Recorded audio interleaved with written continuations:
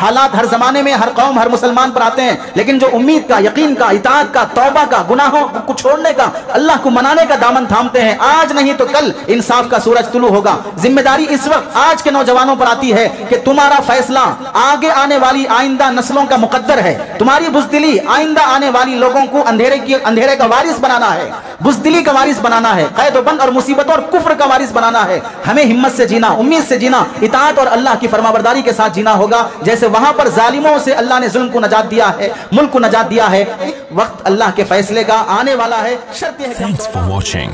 Don't forget to like, comment, الحمد لله نحمده ونستعينه ونستغفره ونؤمن به ونتوكل عليه ونعوذ بالله من شرور أنفسنا ومن سيئات أعمالنا من يهده الله فلا مضل له ومن يضلله فلا هادي له ونشهد أن لا إله إلا الله ونشهد أن محمدا عبده ورسوله أما بعد فقد قال الله تبارك وتعالى في القرآن المجيد والفرقان الحميد أعوذ بالله من الشيطان الرجيم بسم الله الرحمن الرحيم فمن اعتدى عليكم فاعتدوا عليه بمثل ما اعتدى عليكم واتقوا الله واعلموا أن الله مع المتقين وقال النبي صلى الله عليه وسلم إذا فسد أهل الشام فلا خير فيكم أو كما قال النبي صلى الله عليه وسلم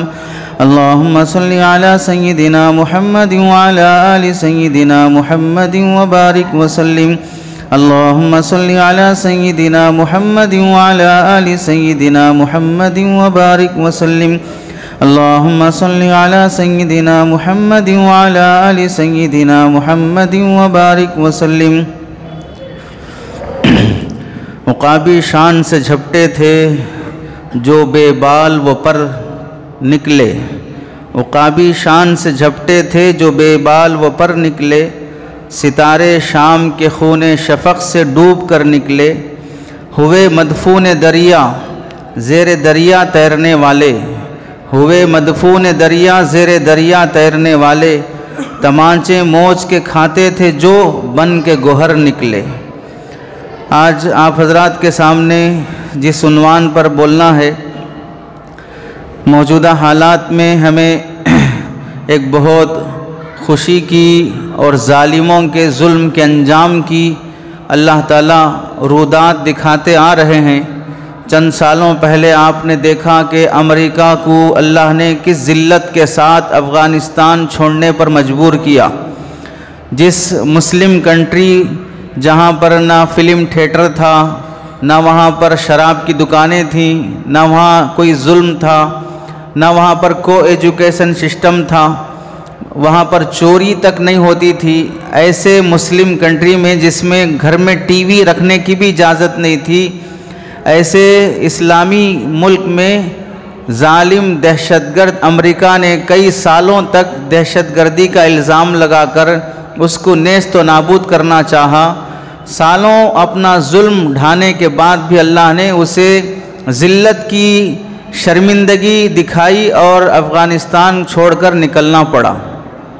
مسلمانوں کو اور اسلام کو وہاں پر سربلندی اور فتح نصیب اور کامیابی نصیب ہوئی۔ اسی طرح ایک ملک ہے ملک شام، سیریا، جسے ہم سب لوگ چند سالوں پہلے سن 2000 سے پہلے بھی بشار الاسد کے درندہ صفت، غلیظ فطرت، خبیث النفس والد اور باپ حافظ الاسد کا ظلم بچپن میں سنا کرتے تھے۔ اسی کی ناپاک اور ناجائز اولاد بشار الاسد کا ظلم جو اس وقت تھما ہے، تقریباً 55 سال کے ظلم کے بعد سیریا ملک شام کو ظالم درندوں سے نجات ملی ہے۔ اس کا پس منظر ہمیں معلوم کرنا ہے کہ ملک شام کی تاریخی حیثیت کیا ہے، وہاں پر کیسے مظالم ڈھائے گئے اور ہمیں اس سے کیا سبق ملتا ہے۔ نبی کریم صلی اللہ علیہ وسلم حدیث پاک میں فرماتے ہیں اذا فسد اہل الشام فلا خیر فیکم، جب اہل شام ملک شام میں فساد مچنا شروع ہو جائے، فساد پھیلنا شروع ہو جائے تو پھر تمہارے اندر کوئی خیر باقی نہیں رہے گا۔ یعنی شام بنیادی ملک ہے پورے عالم میں خیر کے پنپنے اور رہنے کا۔ اور ایک حدیث میں آپ علیہ السلام فرماتے ہیں، ابو داؤد شریف کی روایت ہے، حدیث نمبر 2482، آپ علیہ السلام نے فرمایا کہ ایک وقت ایسا آئے گا کہ 3 بڑی بڑی فوجیں جنگ کرنے کے لیے کھڑی ہوں گی، ایک یمن سے، دوسری عراق سے، تیسری ملک شام سے۔ تو صحابہ نے پوچھا یا رسول اللہ ان میں کون سی جماعت اور کون سی فوج میں ہم شامل ہو جائیں؟ تو آپ علیہ السلام نے فرمایا علیک بالشام، ملک شام سے کھڑے ہونے والی فوج کے ساتھ کھڑے ہو جاؤ، فإنها خیرۃ اللہ من ارضہ، وہ اللہ کی زمین پر سب سے بہترین فوج اور بہترین مخلوق ہوگی، یجتبی الیہا خیرتہ من عبادہ، اور اللہ کے جتنے بہترین بندے ہیں وہ سب کے سب وہاں پر جمع ہونا شروع ہو جائیں گے، ملک شام کی اس فوج کے ساتھ جمع ہونا شروع ہو جائیں گے۔ وہ فوج دنیا کے بہترین بندوں کی فوج ہوگی، یہ آپ علیہ السلام نے ارشاد فرمایا۔ اور ایک ہم جانتے ہیں کہ اللہ تعالیٰ نے ملک شام کو نبیوں کا مسکن بنایا ہے۔ اللہ کے نبی علیہ السلام کے علاوہ تقریباً جتنے نبی آئے ہیں وہ سب ملک شام میں آئے ہیں۔ محمد الرسول اللہ صلی اللہ علیہ وسلم جزیرۃ العرب میں آئے ہیں، جزیرۃ العرب کے علاوہ جہاں پر انبیاء اللہ تعالیٰ نے بھیجے ہیں وہ ملک شام میں بھیجے ہیں۔ ہم جانتے ہیں کہ تقریباً 1.25 لاکھ کے قریب انبیاء ہیں، ان میں سے ایک نبی کو چھوڑ کر باقی سب انبیاء ملک شام میں اللہ تعالیٰ نے بھیجے ہیں۔ گویا حضرت جبرائیل کا آنا، وحی کا آنا، فرشتوں کا آنا، پیغمبروں کا آنا، کتابوں کا نازل ہونا، وہاں سے دین کی اشاعت ہونا، اس کے لیے اللہ نے جو بنیادی ملک کا جو انتخاب کیا ہے وہ ہے ملک شام۔ اس سے اس ملک کی عظمت کا پتہ چلتا ہے۔ دوسرا، نبی کریم صلی اللہ علیہ وسلم دعوت دین شروع کرنے کے بعد جزیرۃ العرب میں دعوت دیتے رہے۔ صلح حدیبیہ ہوا سن 8 ہجری کے بعد، آپ علیہ السلام اور کفار مکہ میں مصالحت ہوئی کہ ہم آپ کو نہیں چھیڑیں گے، آپ کو سے جنگ نہیں کریں گے، آپ ہم سے جنگ نہ کریں، 10 سال تک کوئی کسی کے ساتھ جنگ نہیں کرے گا، ہر آدمی اپنے کام میں آزاد رہے گا۔ اس مصالحت کے بعد آپ صلی اللہ علیہ وسلم نے جزیرۃ العرب سے باہر دوسرے کنٹریز کے لوگوں کو دعوت دین کی خاطر خطوط لکھنا شروع کیا، تو ان میں سب سے اہم اور سب سے مقدم ملک شام کو رکھا۔ ملک شام کے حکمران کو اللہ کے نبی علیہ السلام نے خط لکھا دعوت دین کے لیے۔ حبشہ کے بادشاہ کو خط لکھا، متاثر ہوا، اسلام قبول کیا، اور حبشہ میں جو مسلمان ہجرت کر کے آئے تھے ان کو پناہ دیا، اور حبشہ میں حضرت ام حبیبہ رضی اللہ تعالیٰ عنہا بیوہ ہو گئیں، تو نبی کریم صلی اللہ علیہ وسلم نے ملک شام کے بادشاہ کو حضرت ام حبیبہ سے نکاح کرنے کا پیغام مدینے سے بھیجا، تو اس نے قبول کرتے ہوئے حضرت ام حبیبہ کا نکاح اپنی نگرانی میں محمد الرسول اللہ سے کرایا، اور تمام ازواج مطہرات میں سب سے مہنگا مہر خود بادشاہ نے اللہ کے نبی کی طرف سے ادا کیا حضرت ام حبیبہ کو۔ تو دعوت دین کے لیے جو خطوط پوری دنیا میں آپ علیہ السلام اس وقت بھیجنا شروع کیے، اس میں ملک شام کو مقدم رکھا۔ اس کی وجہ کیا ہے؟ جزیرۃ العرب کے مشرقی سمت میں، جزیرۃ العرب کے مغربی سمت میں روم کی سلطنت ہے، رومیوں کی، اور جزیرۃ العرب کے مشرقی سمت میں ایرانیوں کی سلطنت ہے۔ اب عرب سے باہر اگر دین نکلنا ہے تو اس وقت کی جو 2 سپر پاور طاقتیں ہیں، ایک روم اور ایک ایران، ان دونوں کو زیر کرنا اور ان دونوں کو اسلام میں لانا ضروری ہے، تب اسلام اس سے آگے بڑھ سکتا ہے۔ تو آپ نے ملک شام کے لوگوں کو خط لکھا، وہاں کے حکمران کو۔ آپ جانتے ہیں کہ ملک شام نبی علیہ السلام کے زمانے میں عیسائی ملک تھا، رومیوں کے زیر اقتدار تھا۔ روم کا حکمران ہرقل بادشاہ، اس کو بھی آپ علیہ السلام نے خط لکھا، یہ بھی متاثر ہو کر اسلام قبول کرنے والا تھا، مگر اس کے وزیر اور درباری اس کے خلاف ہو گئے، تو اس کو ڈر ہوا کہ کہیں سلطنت ہاتھ سے چلی نہ جائے، کہیں میرے خلاف ہو کر مجھے قتل نہ کر دیں، بغاوت نہ ہو جائے۔ کرسی کی خوف سے اس نے اسلام قبول نہیں کیا۔ لیکن اس کا ارادہ یہ ظاہر کیا کہ آئندہ مجھے موقع ملے گا تو میں محمد الرسول اللہ کی حفاظت کروں گا، ان کے ہاتھ پر ایمان لاؤں گا۔ یہ روم کا بادشاہ ہرقل، اس کی حکمرانی میں ملک شام چلتا تھا۔ ملک شام کے جزیرۃ العرب کے مغربی سمت میں رومیوں کی سلطنت تھی، اور رومیوں کا کیپٹل سٹی وہ ملک شام تھا۔ تو آپ علیہ السلام نے ملک شام کے حکمرانوں کو دعوت دین دی۔ اسلام آگے بڑھانے کے لیے ان کو اسلام میں لانا ضروری تھا۔ سن 9 ہجری میں غزوہ تبوک میں رومیوں سے جنگ ہونے والی تھی لیکن نہیں ہو سکی۔ اس کے بعد حضرت عمر رضی اللہ تعالیٰ عنہ کے زمانے میں روم فتح ہوا، بیت المقدس فتح ہوا، اور اس وقت کے اطراف کے اردن ہے، لیبیا ہے، یہ سارے کنٹریز حضرت عمر رضی اللہ تعالیٰ عنہ کے زمانے میں اسلام میں داخل ہو گئے۔ اس سے ہم سمجھ سکتے ہیں کہ اللہ کے نبی علیہ السلام بھی ملک شام یعنی روم اور ملک شام کے لوگوں کو اسلام میں لانے کی کس قدر فکر فرماتے تھے اور توجہ دیتے تھے۔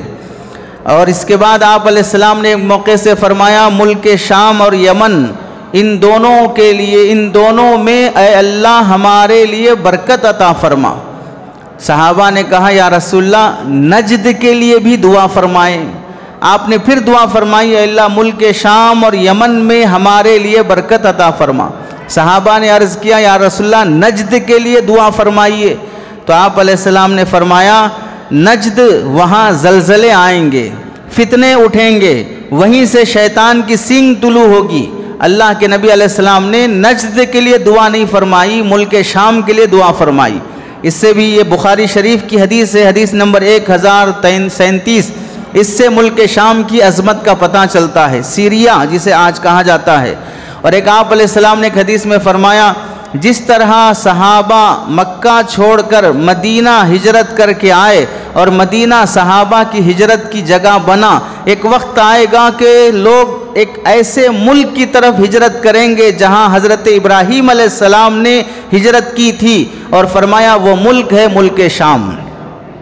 جیسے مکہ چھوڑ کر ہر مسلمان صحابی کو مدینہ آنا ضروری تھا، ایک وقت ایسا آئے گا کہ سچے مسلمان اپنا ملک چھوڑ کر ملک شام کی طرف ہجرت کر کے جائیں گے، چونکہ بعض حدیثوں سے ملتا ہے کہ جو فوج اور جو جماعت حضرت مہدی کے ساتھ ہوگی وہ ملک شام سے نکلے گی۔ اس واسطے آپ علیہ السلام نے ملک شام کی عظمت اور اہمیت بیان فرمائی۔ یہ حدیث ابو داؤد کی ہے 2482۔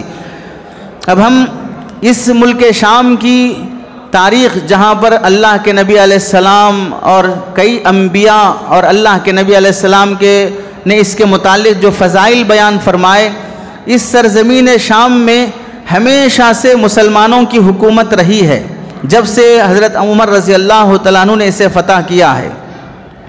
ملک شام ہی میں دیکھیے دمشق اسی کا کیپٹل سٹی ہے آج کل، اور حلب ہے، بصرہ ہے، یہ سب دنیا کے وہ قدیم ممالک ہیں جہاں پر حضرت عمر رضی اللہ تعالیٰ عنہ کے دور خلافت سے اسلام چلے آ رہا ہے۔ حضرت عمر رضی اللہ تعالیٰ عنہ نے جب اس ملک کو فتح کیا تو وہاں صنعت ہو، تجارت ہو، اکنامک ہو، اسلامی کلچر اور تہذیب ہو، تعمیرات کا فن ہو، یہ کئی فنون ملک شام میں حضرت عمر رضی اللہ تعالیٰ عنہ کے فتح کے بعد سے چمکنا شروع ہوئے، یہاں تک کہ مسلسل اسلام ترقی کرتے کرتے ملک شام میں 20ویں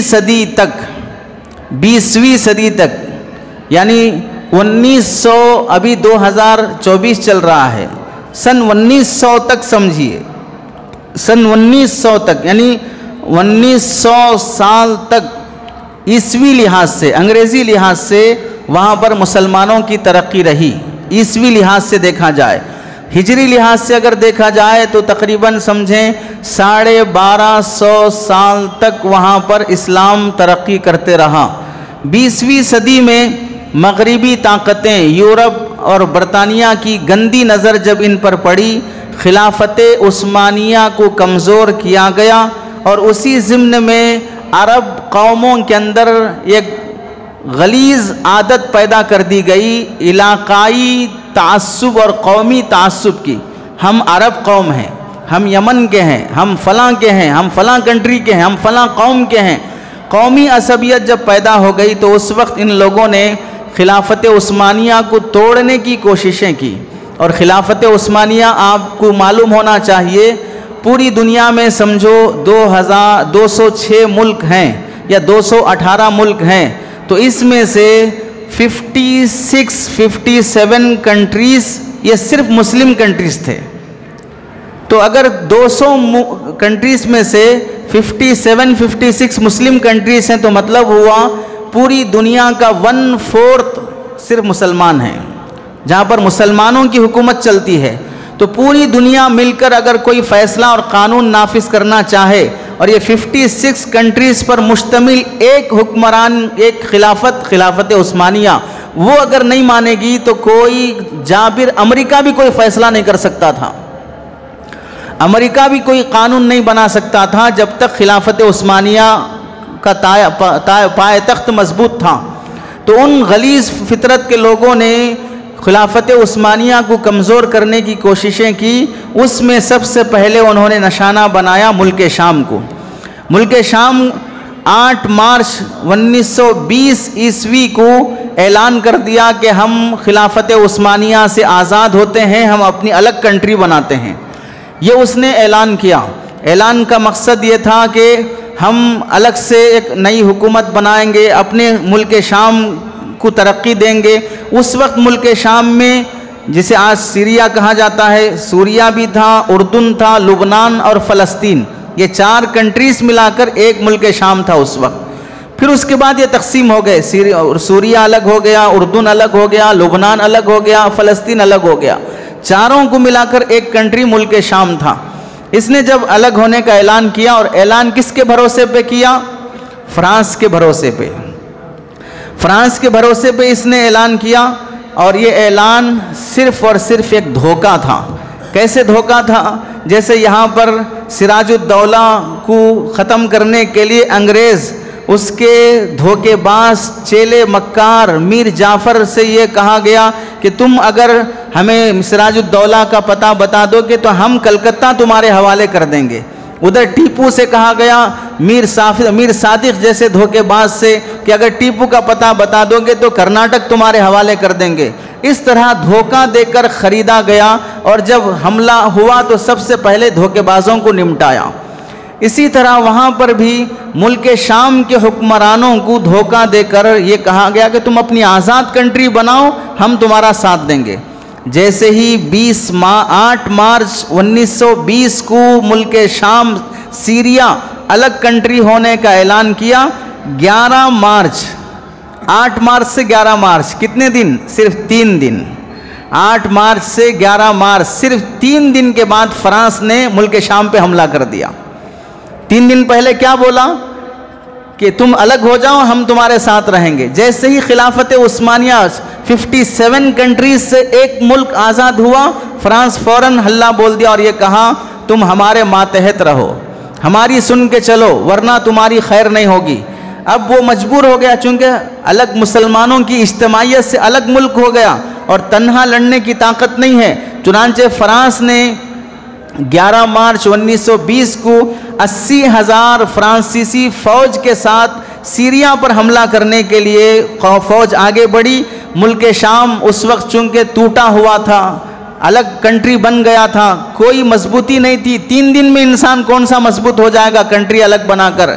آپ جانتے ہیں تلنگانہ آندھرا سے الگ ہونے کے بعد کتنے سال لگتے ہیں اسٹیبل ہونے کے واسطے، کتنے قرضے لینا پڑتا ہے، کتنا فنڈ منگانا پڑتا ہے، اور آندھرا کو کتنے فنڈ منگانا پڑتا ہے۔ کنٹریز الگ ہونے کے بعد ترقی کرنے سالوں لگ جاتے ہیں۔ 3 دن کے بعد فرانس نے حملہ کیا، ادھر 80,000 کی فوج ہے، ادھر 20,000 کی فوج ہے، بلکہ 2,000، وہ بھی مسلح نہیں ہے، ہتھیار نہیں ہے۔ تو 2,000 کہاں پر، 80,000 کہاں پر؟ بالآخر ملک شام کو ہارنا پڑا۔ ہارنے کے بعد کئی سالوں تک روس اس ملک شام پر ظلم کرتے رہا، کئی سالوں تک ملک شام پر روس کا، فرانس کا ظلم رہا۔ فرانس کے ظلم کی درندگی دیکھیے، فرانس کے بارے میں تاریخ میں لکھا ہے 1552 میں روسیوں نے مسلمانوں کی عظیم الشان ریاست تاتارستان پر قبضہ کر کے وہاں پر لاکھوں مسلمانوں کو ہلاک کیا. یہ فرانس، یہی وہ غلیظ قوم ہے. 1556 میں استرخان مسلم ریاست پر ہاتھ صاف کیا اسی فرانس نے، اور وہاں ہزاروں مسلمانوں کو ہلاک کیا. اس کے بعد 1596 میں سائبریا کے مسلم ریاست پر قبضہ کر کے وہاں پر لاکھوں مسلمانوں کو ختم کیا فرانس نے. پھر اس کے بعد آپ جانتے ہیں 1771 میں روسیوں نے، اسی فرانس کے لوگوں نے، روس نے کریمیا کے عظیم الشان مسلم ریاست پر قبضہ کر کے اس کی پوری ریاست سے مسلمانوں کو مکمل صاف کر دیا، جس میں 20 لاکھ مسلمان ہلاک کر دیے گئے. اس کے بعد جہاں 100% مسلمان آبادی تھی کریمیا کی، وہاں پر ایک مسلمان بھی زندہ نہیں رہ سکا. اس کے بعد 1828 میں 1828 میں ترکستان، روسیوں نے داغستان، چیچینیا، آذربائیجان اور کاکیشیا ان کنٹریز پر قبضہ کیا.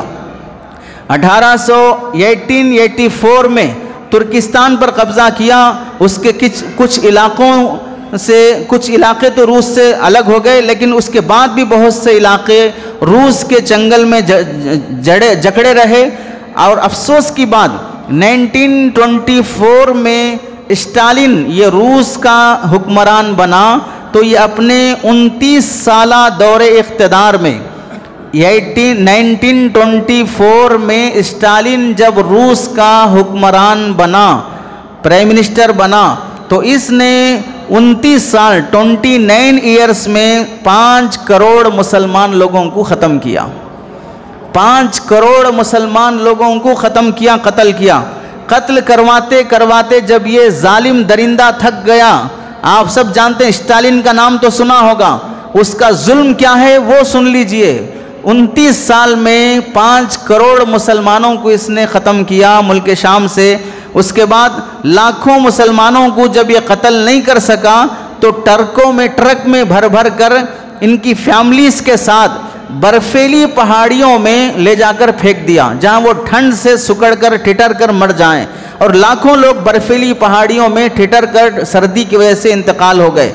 1979 میں روسی صدر برزنیف نے یہ افغانستان میں روسی فوج کو داخل کیا. روسی فوج نے افغان مجاہدین کے درمیان 10 سال تک جنگ کرتی رہی، اور اس دوران 10 لاکھ افغان مسلمانوں کو ان لوگوں نے قتل کیا ہے. 10 لاکھ افغان مسلمانوں کو. آپ اس سے اندازہ کر لیں، روس ہے، فرانس ہے، یہ وہ ظالم درندے ہیں جو مسلمانوں میں پہلے توڑ پیدا کرتے ہیں، اس کے بعد ایک ایک کو نمٹانا اور ختم کرنے کی کوشش کرتے ہیں. چنانچہ روس نے ملک شام پر کئی سالوں تک مسلط رہا. پھر اس کے بعد شام میں بڑے انقلابات آئے، حادثات آئے. سیکنڈ ورلڈ وار، اس میں 1941 میں سیکنڈ ورلڈ وار جب ہوئی 1941 میں یہ اقوام متحدہ نے اعلان کیا کہ ملک شام سے روس اپنا قبضہ ہٹا لے. اعلان کرنے کے 3 سال تک بھی قبضہ نہیں ہٹایا، ظلم جاری رکھا. اس کے بعد جب دباؤ پڑا تو 11 مارچ 1943 میں ملک شام سے روس اپنا قبضہ ہٹایا، اور 1 جنوری 1944 کو اس وقت 15 اپریل 1946 کو پورا ملک شام سیریا الگ کنٹری بنی، اور اس پر کسی کا تسلط نہیں رہا. تو اب اس سے آپ سمجھ سکتے ہیں کہ مسلمان کنٹری سے ملک شام کٹنے کے بعد کئی سالوں تک روس کا اس پر ظلم چلتے رہا. پھر آپ دیکھیں متعدد بار ایسا ہوا کہ ملک شام میں جمہوری حکومتیں آئیں، انقلابات آئے، اور کئی فوجیں تیار ہوئی.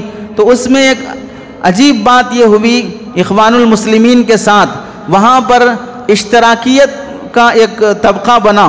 ملک شام مصر سے ملحق ہو گیا. جب دوسری طرف سے حملے ہونے کا اندیشہ رہا تو ملک شام مصر کے ساتھ کنیکٹ ہو کر دونوں ایک کنٹری کی طرح رہ کر کام کرنے کا فیصلہ کیے. اور یہ فیصلہ ہوا 22 فروری 1958 میں، اور 54 میں آزاد ہوا تھا. 58 میں یہ مصر کے ساتھ مل کر الجمہوریت العربیت المتحدہ کے نام سے ایک مصری اور شامی مشترکہ متحدہ حکومت انہوں نے قائم کی، لیکن افسوس یہ ہے کہ مصر کے ساتھ جڑنے کے بعد ایک غلیظ حکمران جو دونوں کنٹری کو سنبھالنے کے لیے جو بنا ہے وہ ہے جمال عبد الناصر۔ جمال عبد الناصر جب صدر بنا، یہ پائے تخت سنبھالنے کے بعد چند دن تک تو سیدھا رہا، اس کے بعد شام کے مسلمانوں سے نفرت کرنا شروع کر دیا، یہاں تک کہ 28 ستمبر 1961 یعنی مطلب جڑے ہیں مصر کے ساتھ 58 میں اور الگ ہو گئے ہیں 61 میں، 3 سال بس 3 سال کے اندر مصر نے اپنی گندی حیثیت دکھا دی اس کے حکمران نے۔ اسے آپ سمجھ سکتے ہیں 1 سال سے زیادہ ہو گیا، فلسطین کے مسلمان اپنی جان بچا کر ہجرت کر کے باہر نکلنے کے لیے مصر کے بارڈر پہ کھڑے ہیں، لیکن مصر اپنا بارڈر کھولنے کے لیے تیار نہیں ہے۔ تو آپ اس سے اندازہ کر لیں کہ لوگ کتنے ڈرپوک ہیں، جبکہ یہ مسلم کنٹریز کہلاتے ہیں، یہاں کے حکمران کتنا اسرائیل اور امریکہ سے ڈرتے ہیں اور مسلمانوں کا سپورٹ کرنے کے لیے تیار نہیں ہیں۔ اس کے بعد ملک شام میں جب روس کا قبضہ تھا اور اس کا تسلط تھا، اسی زمانے سے ایک عیسائی طبقے سے متاثر افلق نام سے ایک پارٹی بنی، جس پارٹی کا نام رکھا گیا 1940 میں الباس۔ پارٹی کا نام ہے الباس، جیسے یہاں پر کانگریس ہے، بی جے پی ہے، فلاں ہے، ویسے وہاں پر ایک پارٹی کا نام ہے الباس۔ یہ الباس پارٹی کون ہے؟ اسے آپ اچھی طرح سمجھ سکتے ہیں۔ الباس پارٹی کے سلسلے میں یہ پارٹی فرقہ نصیریہ سے تعلق رکھتی ہے۔ فرقہ نصیریہ کون ہے؟ اس فرقے کا بانی محمد بن نصیر بصری نمیری، یہ علی ہادی حسن عسکری ائمہ شیعہ کا زمانہ جس نے پایا تھا۔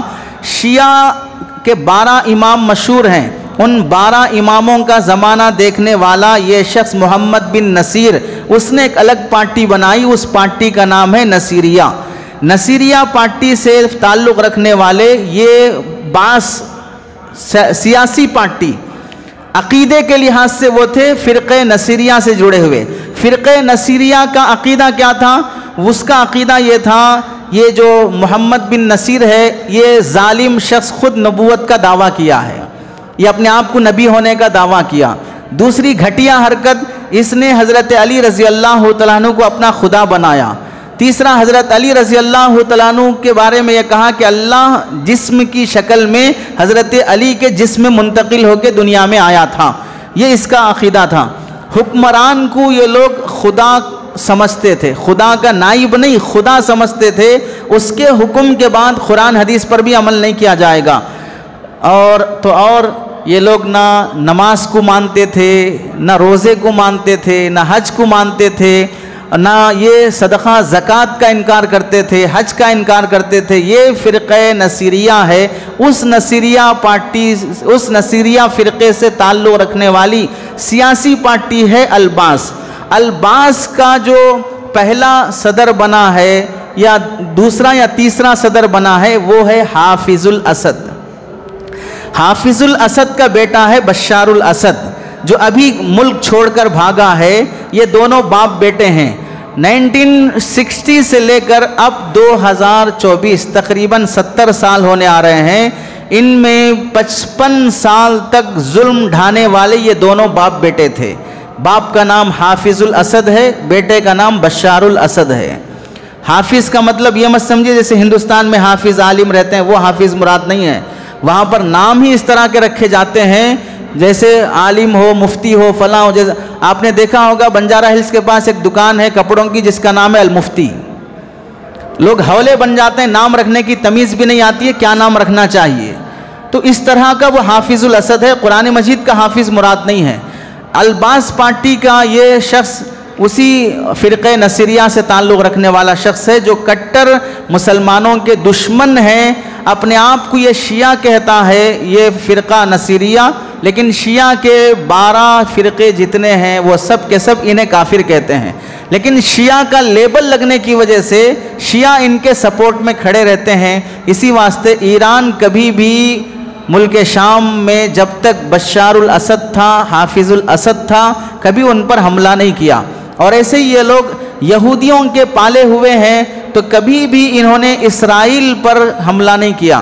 ملک شام میں ایک بہت اہم جگہ جیسے ہندوستان کے ایک کنارے پر چائنا قبضہ کرتے ہوئے آ رہا ہے، لیکن ملک اپنے اندر اوقاف قبضہ کرنے میں لگا ہے، مسجدیں قبضہ کرنے میں لگا ہے، قبرستان قبضہ کرنے میں لگا ہے، چونکہ جو جیسے یہاں پر زمینیں قبضہ کیے جا رہے ہیں وہاں پر ملک شام میں بھی ملک شام کی زمین کو اسرائیل قبضہ کرنے لگا۔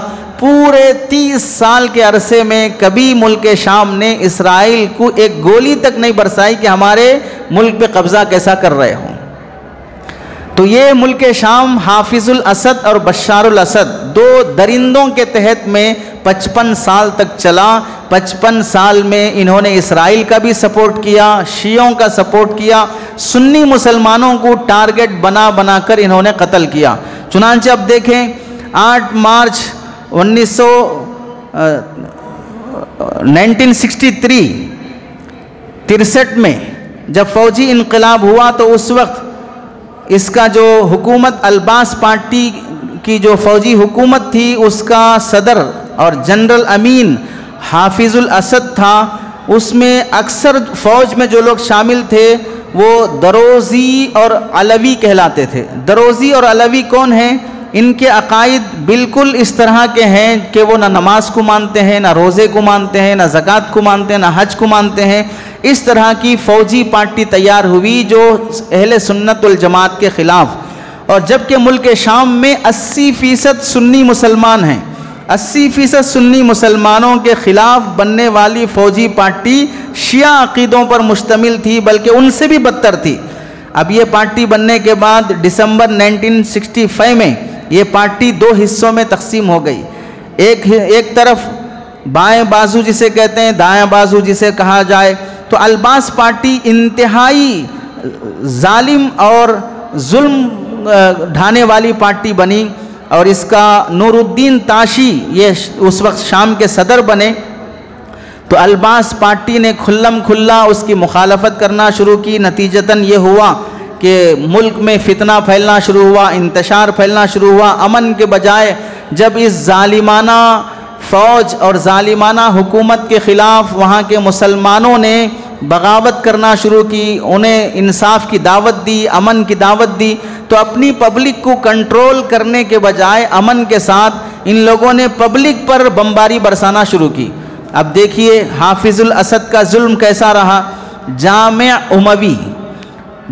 اموی جیسے آپ سمجھیں حیدرآباد میں مکہ مسجد مشہور مسجد ہے، ویسے ملک شام میں جامع اموی یہ مشہور مسجد ہے، جس کے بارے میں کہا جاتا ہے امام غزالی رحمۃ اللہ علیہ وہیں بیٹھ کر اپنی کتاب احیاء العلوم اپنی کتاب لکھے ہیں۔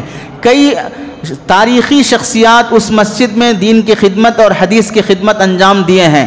یہاں تک کہا جاتا ہے کہ حضرت عیسیٰ علیہ السلام جب آسمان سے اتریں گے تو دمشق کی جو جامع مسجد کہلاتی ہے وہی یہ جامع اموی ہے جس پر حضرت عیسیٰ علیہ السلام تشریف لائیں گے۔ یہ اگرچہ کہ تطبیق اس زمانے میں دیکھی جائے گی کہ حضرت عیسیٰ کا نزول تو پہلے دے دیا گیا، مسجد بعد میں بنائی گئی، پھر پہلے اس مسجد کی بننے کی خبر کیسی تھی، اس طرح کے نادان اعتراضات کا جواب شارحین نے دے دیا ہے۔ تو جامع اموی میں عین نماز کی حالت میں کئی مسلمانوں کو شہید کرنے والی پارٹی یہ الباس پارٹی، اور اس کے علاوہ یہ لوگ جب اقتدار پر آئے تو مسلمانوں کو داڑھی رکھنے پر پابندی لگا دی۔ مسلمان اگر داڑھی اور ٹوپی اور متشرع دکھتا تو اس کے داڑھی کھینچی جاتی اور ناخن اکھاڑ دیے جاتے۔ اسی دوران 1967 میں عرب اور اسرائیل کی جنگ ہو گئی۔ اسرائیل نے مصر اور اردن کی فوجوں کو ہرا دیا اور ملک شام کا رخ کیا۔ اسرائیل ملک شام پر حملہ کرنے کے لیے تو شامی فوج اس کا مقابلہ کرنے کے بجائے اس فوج کا جو اس وقت لیڈر تھا یا فوجی تھا حافظ الاسد درندہ صفت، اس جو وزیر دفاع تھا، $5 ملین اسرائیل کو دے کر خفیہ طور پر جنگ کرنے سے معافی مانگ لیا کہ ہم پر حملہ مت کرو، یہ $5 ملین رکھ لو، ہم آپ سے ہار مان لیتے ہیں اور آپ کی سن کر چلنے کے لیے ہم تیار ہو جاتے ہیں۔ تو اسرائیل سے سمجھوتا حافظ الاسد نے اس وقت کیا اور پھر اس کے بعد جبل جولان ایک پہاڑ کا نام ہے ملک شام میں، کئی 100 مربع میل اس پہاڑ کا ایریا اسرائیل کے حوالے کر دیا۔ لڑ کر قبضہ کرنے کی ضرورت نہیں ہے، پہلے ہی ہم شرافت سے دے رہے ہیں، آپ لے جائیے، پیسہ بھی لے جائیے اور یہ ہماری زمین بھی لے جائیے۔ یہ حافظ الاسد نے اس وقت اسرائیل کے ساتھ سمجھوتا کیا تھا۔ اس کے بعد پھر دوسری طرف یہ الباس پارٹی اپنے ظلم کی وجہ سے پبلک میں بہت مبغوض اور گھٹیا صفت بدنام ہوتی گئی، تو الباس پارٹی کے اندر آپس میں انتشار پیدا ہو گیا۔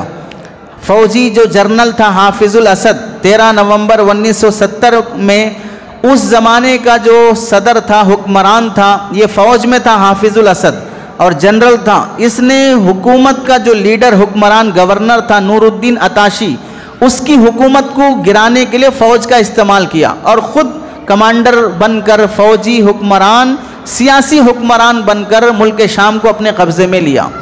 جب حافظ الاسد الباس پارٹی کا یہ فرد سیاسی لیڈر کو ہرا کر حکومت گرا کر خود حکمران بنا، تو چند دنوں تک تو یہ حافظ الاسد جس کا تعلق نصیریہ فرقے سے ہے، چند دن تک ایک شریف انسان بن کے رہا، ایک حلالی بن کے رہا۔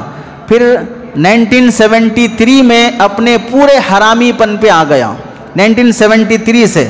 چنانچہ ملک شام میں جب مظاہرہ ہوا، زبردست حکومت کے خلاف مطالبے کیے گئے، تو سینکڑوں افراد کو حافظ الاسد نے جیل میں بھجوا دیا، اور اسی کے رد عمل میں ایک فوجی پارٹی تیار ہوئی جس کا نام ہے حمات۔ چند سالوں میں یہ لوگ نوجوان، سنی نوجوان، اس حافظ الاسد کے خلاف ایک مسلح فوج تیار کر لیے، اور سینکڑوں لوگوں کو جب اس فوج کے لوگوں کو جو الگ سے فوج بنی ہے مسلمانوں کی، ان کو ختم کرنے کے لیے حافظ الاسد نے سیاسی فوج کا استعمال کرتے ہوئے جس پر ڈاؤٹ آتا اسے جیل میں بھیج دیتا یا مار دیتا، حتیٰ کہ اتنی کھلی ڈکٹیٹرشپ آ گئی کہ حکومت اس زمانے میں حافظ الاسد کی لوگوں کو جیل میں بھرتی کرانے میں، جیل کی سزائیں دینے میں یہ تک پوچھتی نہیں تھی کہ اس کی غلطی ثابت ہے یا نہیں ہے، یہ کرائم کیا نہیں کیا، پوچھنے کی بھی ضرورت نہیں ہے، جس پہ ڈاؤٹ آیا فوراً اسے اندر کر دو۔ چنانچہ یہ جو اخوان المسلمین جو اس وقت مسلمانوں میں خدمت دین کی خاطر بنی تھی، سیاسی حکومت پر حمات کی فوج نے حملہ کیا، لیکن الزام لگا اخوان المسلمین پر اور میڈیا میں اسے بدنام کیا گیا۔ پھر 26 جون 1980 میں حافظ الاسد پر حملہ کرنے کا پلان بنایا گیا، لیکن وہ ناکام ہوا، اس کا الزام بھی اخوان المسلمین پر لگا۔ اب اپنے اوپر حملہ ہونے کے انسلٹ کے رد عمل میں اس حافظ الاسد نے ہزاروں لوگوں کو جیل کے اندر بند کر دیا۔ جیل میں یہ خونی کھیل کھیلا گیا، آپ اس سے اندازہ کر سکتے ہیں 1000 سے زیادہ قیدیوں کو تلوار سے گلا کاٹا گیا۔ پھانسی دینا الگ سزا ہے، لیکن ایک انسان کے سامنے تلوار سے گلا کاٹنا الگ سزا ہے، اس سے درندگی ظاہر ہوتی ہے۔ 1000 لوگوں کو اس حافظ الاسد نے جیل کے اندر گلا کاٹ کر ختم کر دیا۔ بڑی تعداد اس میں مسلمانوں کی تھی۔ چند ہی سالوں میں یعنی 7 جولائی 1980 کو ایک قانون بنایا گیا جس کی وجہ سے اخوان المسلمین پر پابندی عائد کر دی گئی۔ تو جہاں جہاں پر اخوان المسلمین سے جڑے ہوئے نوجوان نظر آتے ان سب کو اندر کر کے مار دیا جاتا۔ اس طرح ہزاروں لوگوں کو جو بے گناہ اور بے قصور تھے حافظ الاسد نے اخوان کا بندہ ہونے کے جرم میں اندر کر کے مار دیا۔ اس کے بعد آپ کو تعجب ہوگا 2 فروری 1982 میں جب حافظ الاسد کی فوج نے حمات جو مسلمانوں کی فوج ہے اس پر حملہ کیا تو پورے شہر کے اندر ناکہ بندی کر دی، بجلی پانی بند کر دیا، اور باہر سے رابطہ کرنے کے لیے اس وقت انٹرنیٹ تھا یا کوئی بھی فون کا ذریعہ تھا وہ سب بند کر دیا۔ 27 دن تک حافظ الاسد کی فوج ملک شام میں ظلم ڈھاتی رہی۔ 27 دن میں 40,000 لوگوں کو قتل کیا گیا، 17,000 لوگ لاپتہ ہو گئے، کئی مکانات مسلمانوں کے ٹارگٹ بنا کر گرا دیے گئے، مسجدوں کو شہید کیا گیا، حتیٰ کہ پورے خاندان کو شہید کر دیا گیا، مرد عورت بچے کسی کو نہیں چھوڑا گیا، ہاسپٹل میں داخل ہونے والے مریضوں تک کو مار دیا گیا، حاملہ عورت کے پیٹ چاک کر کے بچے نکال کر شہید کر دیے گئے، نومولود بچے ابھی پیدا ہوئے 1 دن 4 دن کے بچوں کو بھی بخشا نہیں گیا۔ حافظ الاسد کا ظلم اتنا بڑا ہوا ہے کہ لوگ اسے وقت کا فرعون کہتے تھے۔ وقت کا فرعون جیسے حضرت موسیٰ علیہ السلام کے پیدا ہونے کے ڈر سے بچوں کو کٹا دیتا تھا، ویسے یہ حافظ الاسد فرقہ نصیریہ سے تعلق رکھنے والا ظالم سنی مسلمانوں کو کٹا دیتا تھا۔ حتیٰ کہ جو اللہ کے نبی علیہ السلام نے فرمایا مدینہ جس طرح ہجرت کر کے لوگ آئیں گے، ویسا حافظ الاسد کے زمانے میں لوگ ہجرت کر کے ملک چھوڑ کے دوسرے ملک چلے جایا کرتے تھے۔ آپ کو تعجب ہوگا جب 10 جون سن 2000 میں اس درندے صفت غلیظ فطرت انسان کی موت ہوئی، حافظ الاسد دنیا سے پاک ہوا، تو لوگوں نے الباس پارٹی نے اس کے بیٹے بشار الاسد کو اس کی جگہ گورنر بنایا، حکمران بنایا۔ چند سالوں تک 10 جولائی 2000 کو جب یہ سوریہ کا صدر منتخب ہوا، اس کی عمر بشار الاسد کی عمر اس وقت 35 سال تھی۔ ابتداً یہ باپ سے تھوڑا بہتر نکلا، یہاں تک کہ 2002 میں جو علماء ہندوستان سے ملک شام تفریح کرنے کے لیے یا تاریخی سفر کرنے کے لیے گئے، تو وہاں کے علماء جمعہ کے خطابات میں یہاں تک کہتے تھے الحمدللہ حافظ الاسد کے بعد بشار الاسد ہمیں جو حکمران ملا ہے بہت اچھا ہے، اس کی حکمرانی میں ہمیں بہت راحت مل رہی ہے۔ یہ ابتدائی دور تھا بشار الاسد کا، مگر یہ ان کی خوش فہمی تھی، اس واسطے کہ حضرت شیخ سعدی رحمۃ اللہ علیہ نے فرمایا تھا گلستان میں کہ بھیڑیے کا بچہ اگر چند دن حملہ کرنا چھوڑ دے تو یہ مت سمجھو کہ وہ بکری بن گیا ہے، وہ بھیڑیا ہی رہتا ہے، چند دن حملہ کرنا چھوڑا ہے بس۔ اسی طرح یہ درندہ بھی جیسے باپ درندہ تھا، اس سے بڑا درندہ بیٹا نکلا۔ حافظ الاسد بڑا درندہ تھا، اس سے بڑا درندہ اس کا بیٹا بشار الاسد نکلا۔ چنانچہ آپ دیکھیں 2011 سے اس کی داستان شروع ہوتی ہے، یعنی 2002 تک تو صحیح تھا، 2002 کے بعد سے 3 اگست 2011 میں ایسے حالات پیش آئے کہ جنرل ریاض موسیٰ الاسد الجیشی السوری الحر ایک آزاد لشکر تیار ہوا۔ بشار الاسد کے ظلم کو جب لوگوں نے دیکھا، اس کا ظلم کہاں سے شروع ہوا؟ جیل میں بھرتی قیدی جو اس کے باپ کے زمانے میں بھرتی کیے گئے تھے، ان کو انصاف دلانے اور رہا کرانے کے بجائے ان قیدیوں پر ظلم کرنا شروع کیا، مساجد کو ٹارگٹ کیا، سنی علماء اور مسلمانوں کو ٹارگٹ کیا۔ فوج نے جب یہ منظر دیکھا تو خود فوج کی 80% فوجی لوگ بشار الاسد کے خلاف ہو گئے۔ اب آپ اس سے اندازہ کر لیں، فوج چلنے والی حکومت کے خلاف نکلنا ہو تو انہوں نے کتنا ظلم دیکھا ہوگا، اور انہوں نے نکل کر ایک الگ سے فوج بنائی الجیش السوری الحر کے نام سے۔ تو اس موقع پر اب دیکھیں انسان جب کرسی کی لالچ میں آتا ہے تو کتنا درندہ بن جاتا ہے۔ اس بشار الاسد نے 2011 میں اپنے ہی ملک کے چند نوجوان فوجیوں سے مدد کو ختم کرنے کے لیے روس اور ایران ان دونوں سے مدد مانگی۔ یہ روس کون ہے؟ جو ملک شام آزاد ہونے کے بعد 1943 تک بلکہ 1944 تک ملک شام پر جو ظلم کرتے رہا، آپ کو معلوم ہے اسٹالن یہ روس کا ہی گزرا ہے، اور اس نے 5 کروڑ مسلمانوں کو ختم کیا تھا ملک شام سے۔ اس ظالم ملک سے پھر بشار الاسد مدد مانگ رہا ہے کہ میری کنٹری میں فلاں پارٹی تیار ہو گئی ہے، اس کے خلاف میری مدد کرو۔ تو ایران اور روس ان دونوں نے ملک شام میں بشار الاسد کی ہیلپ کرنے کے لیے ایک شرط لگائی کہ تم اپنے ملک میں کوئی مداخلت نہیں کرو گے، تمہاری کنٹری میں ہماری چلے گی، تب ہم تمہارا سپورٹ کریں گے۔ اتنا گھٹیا جانور بن گیا تھا بشار الاسد، اس شرط پر بھی راضی ہو گیا، ٹھیک ہے میں نام کا مہرہ بنے رہوں گا، میری کنٹری میں آپ اپنی جو چاہے چلا سکتے ہیں۔ تب روس اور ایران ان دونوں نے ملک شام پر حملہ کر کے کئی مسلمانوں کو اس موقع پر قتل کیا، قتل و غارت گری ہوئی۔ 2014 تک آپ یوں سمجھ لیجئے 2/3 مسلمانوں کی فوج ختم ہو گئی 2014 تک.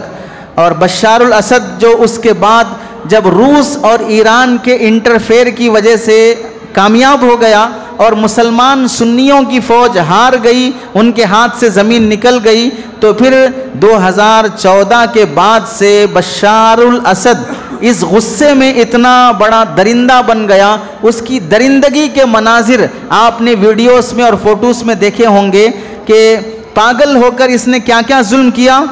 2 لاکھ مسلمان قتل کیا، سنی مسلمانوں کو، اور 2,16,000 لوگوں کو سیاسی قیدی قرار دے کر جیلوں میں بھیج دیا، اور لاکھوں لوگوں کو ہجرت کرنے پر مجبور کیا.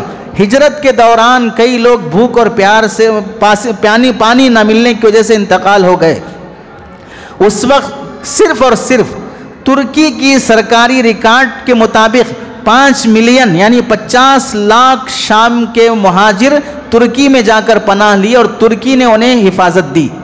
تو آپ سمجھیں 50 لاکھ لوگ ہجرت کر کے ترکی میں آباد ہونا. بلکہ تاریخ میں لکھا ہے کہ ترکی کے رپورٹ میں آج بھی یہ اندراج ہے کہ 2014 میں کتنے مسلمان ملک شام چھوڑ کر ہجرت کر کے آئے تھے. آپ سمجھو تاریخ ہمیشہ ایک ساتھ نہیں رہتی ہے. 2014 بھارت میں بھی تبدیلی آئی تھی، ظلم کی ایک نئی داستان شروع ہوئی تھی. 2014 ملک شام میں بھی ظلم کی ایک داستان شروع ہوئی جہاں پر کئی لاکھ مسلمان ہجرت کرنے پہ مجبور ہوئے. اب یہ ظلم کی انتہا ہونے کو آ رہی ہے، ظلم دندناتے ہوئے ختم ہونے پہ آ رہا ہے. اس لیے ہمیں مایوس نہیں ہونا چاہیے کہ ظالم پاور میں آ رہا ہے. نہیں، ظالم کمزور ہوتے جا رہا ہے، ظالم ڈر رہا ہے، اپنے ڈر کا اظہار مختلف شکلوں سے کر رہا ہے. اللہ جیسے حافظ الاسد کو نہیں بخشا. اللہ جیسے حافظ الاسد کے بارے میں لکھا ہے جب اس کی موت ہونے کو آیا تو غالباً وہ حمام میں بند تھا، وہاں سے نکال کر مارا گیا. تو ایک وقت کا فرعون، لیکن حالت ایسی ہوتی ہے کہ جب مرنے پہ آتا ہے تو اللہ ذلت کی موت دیتے ہیں. اب اس وقت 50 لاکھ مسلمان ہجرت کر کے گئے. بشار الاسد کی زیادتی کی وجہ سے ملک شام کی آبادی گھٹنا شروع ہوئی. جو سیریا میں باقی تھے وہ آزادی سے جینے سے محروم تھے، آواز نہیں اٹھا سکتے. 2 لاکھ افراد جنہیں سیاسی قیدی بنایا گیا تھا، انہیں 13,000 ان میں سے 13,000 لوگوں کو، صرف 2 لاکھ لوگوں میں سے 13,000 لوگوں کو 2014 سے 2015 ایک سال کے اندر 13,000 لوگوں کو جیل کے اندر پھانسی دے کے مار دیا گیا. کوئی قصور نہیں ہے، صرف ایک سال میں 13,000 لوگ. ایک سال میں کتنے دن ہوتے ہیں؟ 365 دن میں 13,000. ایک دن میں کتنے لوگوں کو پھانسی دی جا رہی تھی؟ آپ اس سے اندازہ کر لیں. روزانہ جس طرح بکرے اور مرغیاں کاٹی جاتی ہیں ویسے بشار کی جیل میں انسان کاٹے جاتے تھے. آپ کو جس طرح پریس مشینیں ملتی ہیں، کاغذ کا زراعت کرنے والی، کاغذ بنانے والی، پرنٹ کرنے والی، ویسا اس نے اپنی جیل میں انسانوں کو مارنے والی مشینیں رکھا تھا. انسان کو ڈال دیا جاتا تو اس میں سے گوشت ایک طرف ہو جاتا، ہڈی ایک طرف ہو جاتی، خون ایک طرف ہو جاتا. ایسی مشین اس نے اپنی جیل میں بنا کر رکھی تھی. دنیا کی کسی تاریخ میں اتنی خطرناک اور دردناک سزائیں دینے والی جیل نہیں جتنا کہ بشار الاسد نے بنا کر رکھی تھی. کہا جاتا ہے کہ دنیا کی تیسری جیل جہاں پر سب سے زیادہ ظلم تھا وہ بشار الاسد کی جیل تھی. آپ کو معلوم ہوگا بشار الاسد نے اپنے ظلم کی جب انتہا کیا تو ابھی جو رہائی ہوئی ہے چند دن سے، ایک ہفتہ کے آس پاس 18 تاریخ سے 7 تاریخ یا 18 تاریخ سے، تو رہائی کے بعد جب مسلمان غالب آئے تو بعض قیدی ایسے جو جیل سے باہر نکلے تو ان کو پتہ بھی نہیں تھا کہ دنیا میں موبائل بھی کوئی چیز ایجاد ہو گئی ہے. یہ موبائل دیکھ کر تعجب کر رہے تھے یہ کیا چیز ہے، اس واسطے کہ 40 سال سے جیل میں ہے. اور ایک انسان کو نکالا گیا تو وہ خوشی سے کہنے لگا چلو ہمیں بہت آزادی مل گئی، لگتا ہے کہ صدام حسین نے ملک شام پر حملہ کر کے ہمیں چھڑا لیا ہے. اسے پتہ نہیں تھا کہ صدام دنیا سے چلا گیا ہے. ان کو دنیا کی تاریخ کا بھی پتہ نہیں تھا کیا چل رہا ہے.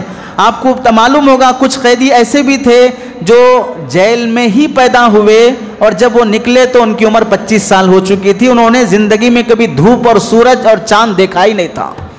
اتنا انڈر گراؤنڈ 1.5 मील की जेल उसने बनाई, अंडरग्राउंड में 3 फ्लोर बनाए, जमीन के अंदर उसने जेल 3 फ्लोर अंडरग्राउंड बनाए। तो आप उससे समझो 1 फ्लोर उसने इंसानों के लिए स्लॉटर हाउस बनाया था। स्लॉटर हाउस किसे कहते हैं? जहां पर जानवरों को ज़बह करके काट कर टुकड़े किए जाते हैं, वैसे इंसानों के लिए स्लॉटर हाउस बनाया था अंडरग्राउंड के 3 फ्लोर में। इतना बड़ा जालिम। और आपको अफसोस होगा सुनकर कि जेल में कई कई रात और कई कई हफ्ते तक ऐसी सजाएं दी जाती थी कि कैदी पागल और दीवाने हो जाते थे और दीवानेपन से चीखते थे। और बाज़ मर्तबा फांसी देने के लिए एक फ्लोर में जेल कैदियों को रखा गया, अंडरग्राउंड में उन्हें काटा जा रहा है। तो ऐसा सुरंग बनाया गया कि उनके कटने के बाद जो खरखर की आवाज़ें हैं वो जेलों कैदियों को सुनाई दे, ताकि उनकी हैबत बढ़े। मरने वालों की चीखें सुनाई देने का भी सिस्टम रखा था, ताकि कैदियों का डर और खौफ बढ़े। और अफसोस की बात, जेल में उसने कई दिनों और कई हफ्तों तक कैदियों को खाना पानी कुछ नहीं देता, जिसकी वजह से मजबूर होकर कई कैदियों के बारे में रिपोर्ट आई कि वो खुद का पेशाब पिया करते थे। अब अंदाज़ा कर लें किस कदर जालिम और दरिंदा सिफत था। कैदियों को जेल में नमाज, रोज़ा, इबादत, तस्बीह, कुरान तिलावत कुछ करने की इजाज़त नहीं थी, सब पे पाबंदी थी।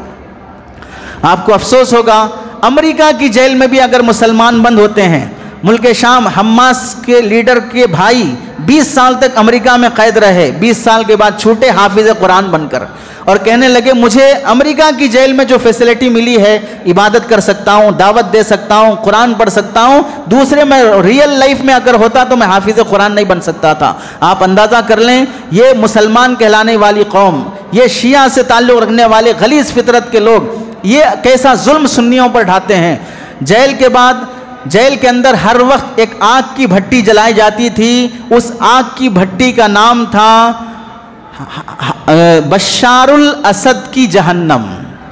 उस आग की भट्टी का नाम था बशारुल असद की जहन्नम। जिस कैदी के बारे में फैसला हो जाता कि इसको ख़त्म कर देना है, तो उस आग की भट्टी में ले जाकर जिंदा इंसान को जला दिया जाता था। जेल के अंदर ऐसी किलिंग मशीन बनाई गई थी जिसमें लाश को दबाकर खून अलग, हड्डी अलग और गोश्त अलग करके इंसान को एक गठरी बनाकर फिर खून एक जगह दफन होता और हड्डियां अलग जगह दफन होती, गोश्त अलग जगह दफन होता। ऐसी मशीन इस जालिम ने बनाया था। कैदियों के दांत तोड़ दिए जाते, करंट के झटके दिए जाते, उनके नाखून उखाड़ कर उसमें सुइयां दाखिल की जाती, पैर तोड़कर इन मसलूम और मासूम कैदियों से कहा जाता कि अब दौड़ लगाओ। पैर काट दिया है, काटने के बाद कहता है कि आप दौड़ो, दौड़ लगाओ। अगर दौड़ नहीं लगा तो गोलियों से छलनी कर दिया जाता। हर हफ्ते में 20 से 50 कैदियों को फांसी दी जाती, और जिस रात कैदी को फांसी दी जाती पूरी रात उसे कोड़े मारकर पीट कर सताया जाता। और जेल के अंदर नमक की एक बड़ी कान बना कर रखा कैदियों को ज़ख्मी करने के लिए। ज़ख्मी करने के बाद उनके ज़ख्मों को मरहम और दवा इलाज कराने के बजाय उस कैदी को उठाकर नमक के कान में डाल दिया जाता। ज़ख़म पर नमक लगेगा तो कितना आदमी को तकलीफ़ होती है।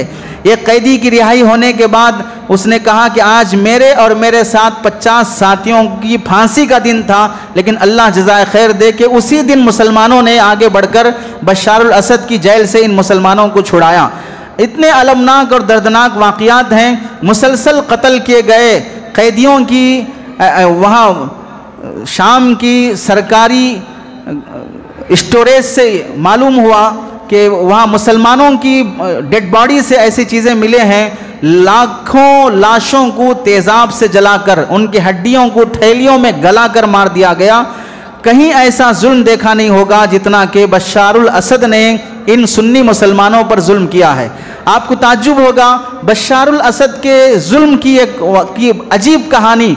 एक लड़की जो जेल के अंदर बेकसूर जिन्हें कैद किया गया था, उनमें से इस जालिम दरिंदे ने एक हॉस्पिटल जेल के अंदर बनाया, जहां पर डॉक्टर्स, वो भी जालिम, इन कैदियों के गुर्दे और दूसरी चीज़ें निकाल कर दूसरे कंट्रीज़ को बेचा करते।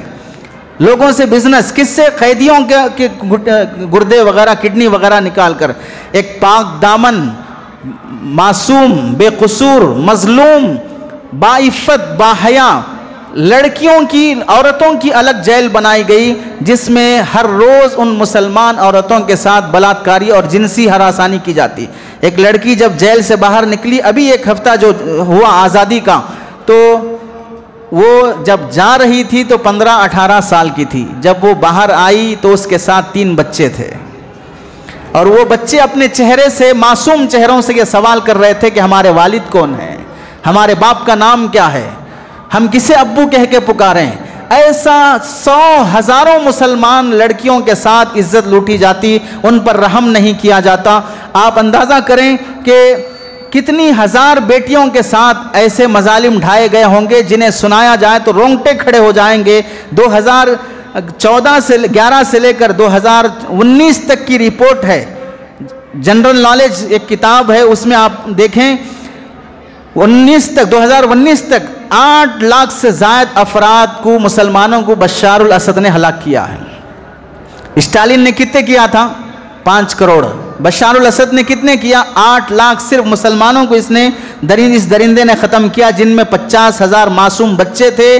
50 لاکھ وطن چھوڑ کے چلے گئے، ترکی، اردن وغیرہ میں پناہ پائے.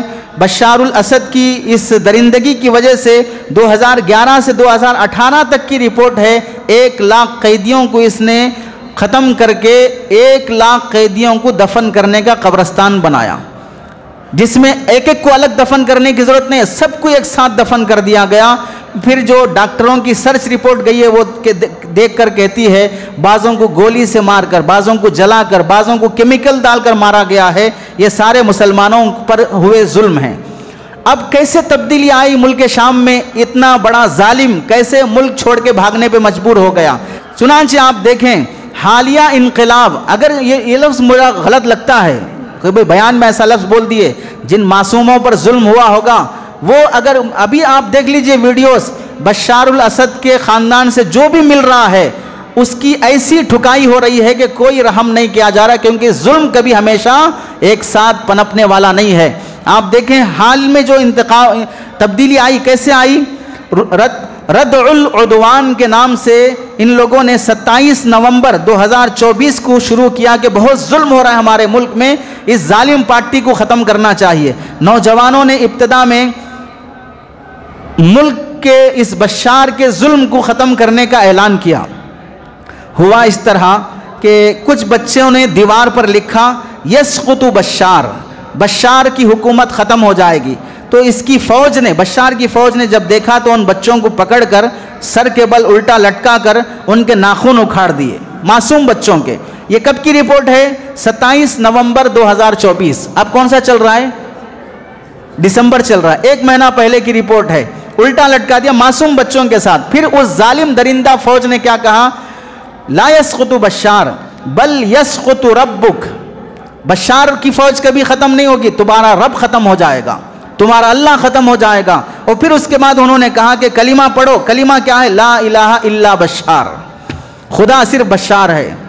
یہ دندنانے پر جب آئے، یہ فرعونیت پر جب آئے، ان کے ماں باپ کو جب پتا چلا ان بچوں کے کہ ہمارے بچوں کے ساتھ ایسا ظلم ہوا ہے، تو یہ لوگ مدد مانگنے کے لیے ہمارے بچوں کو چھوڑ دو. جب اس فوج سے انہوں نے درخواست کی تو اس ظالم درندہ بے حیا بے شرم حرامی فوج نے کیا کہا؟ یہ تمہاری ناپاک اولاد ہے، تمہاری بیویوں کو بھیجو، ہم اچھے بچے پیدا کر کے دیں گے.